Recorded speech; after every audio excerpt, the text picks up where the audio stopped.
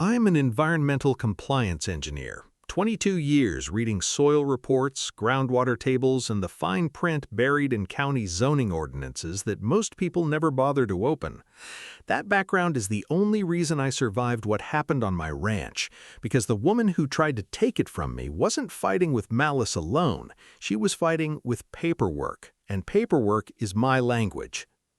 The ranch had been in my family since 1961, 2,000 acres of dry grass, cottonwood creek beds, and a fence line my grandfather walked with a shovel and a bad hip. I inherited it 4 years ago when my mother passed, and for a while I didn't do much with it except lease the grazing rights to a neighbor and pay the taxes. I wasn't watching it closely enough, and that's on me. That's the first thing I want to be honest about, because this story isn't really about a villain. It's about what happens when you look away from something you love for too long. The first sign something was wrong was a mailer, a glossy brochure addressed to future homeowner that showed up in my mailbox by mistake, advertising a luxury development called the Enclave of Silver Creek. Rolling hills, private trails, a clubhouse with a stone fireplace. The rendering looked expensive and tasteful, and it looked exactly like my back 40 acres, down to the bend in the creek where my grandfather used to fish. I drove out there the next morning, expecting nothing, maybe a surveying crew on the wrong side of a fence.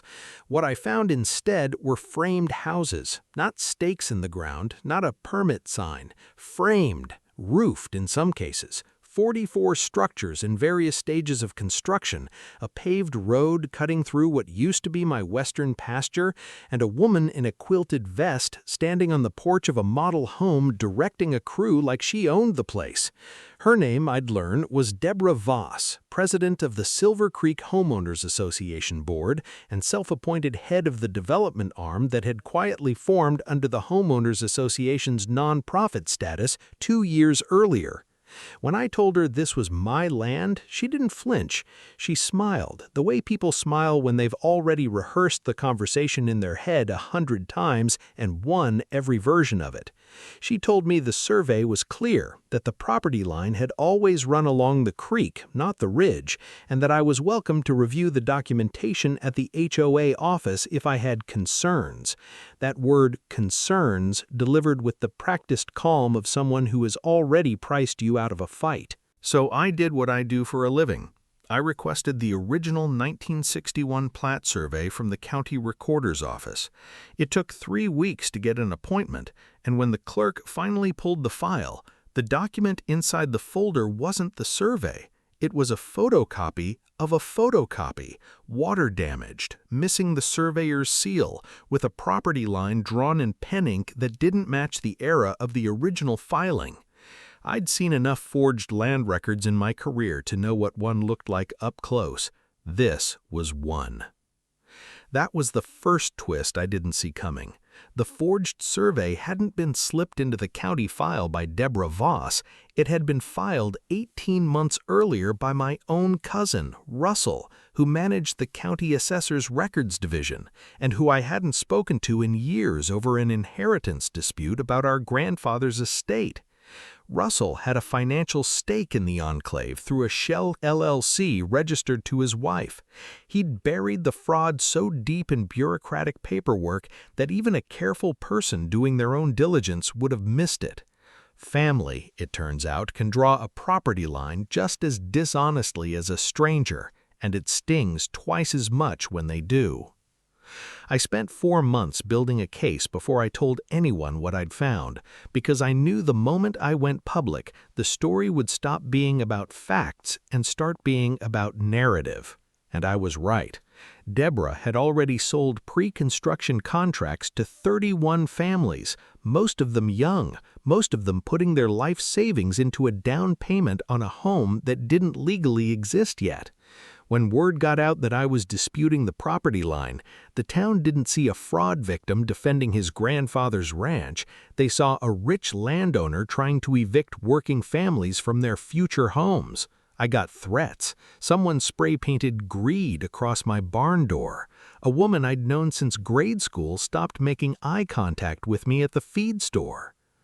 The night before the bulldozers came, I sat on my porch and watched the lights still burning in half-built houses where crews were rushing to finish drywall before an injunction could stop them.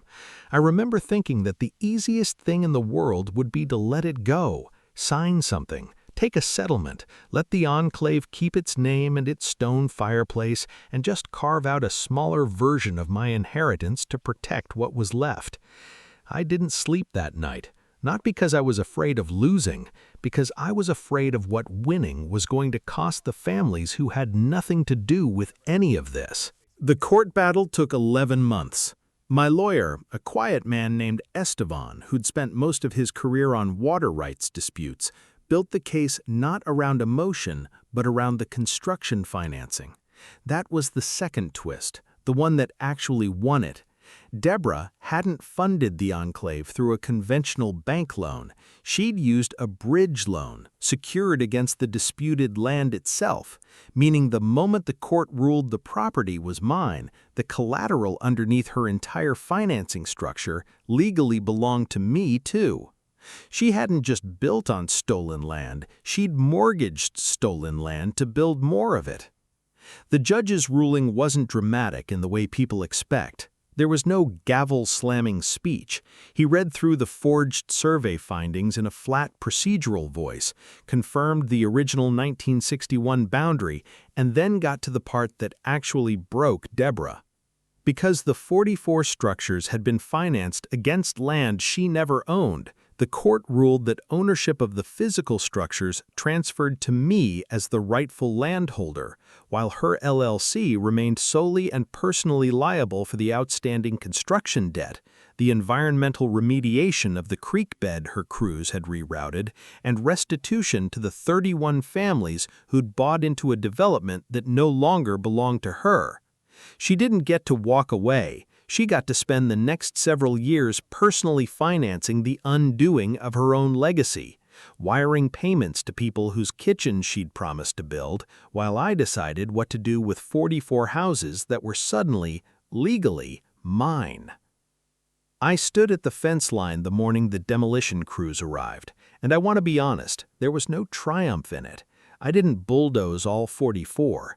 I kept 9 of them, retrofitted, and eventually sold at cost to 9 of those 31 families who'd lost their down payments, because punishing Deborah was never going to undo what happened to the people caught in the middle.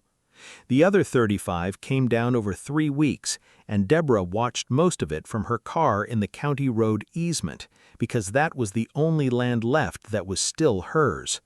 She didn't scream when the ruling came down. She screamed 3 days later when the demolition crew hit the model home, the one with the stone fireplace from the brochure, the one she used to stand on the porch of like she already owned the whole valley. If you've made it this far, you know this wasn't a simple story, and honestly, I think the messy parts, the cousin, the innocent families, the mortgage twist, are the parts worth talking about.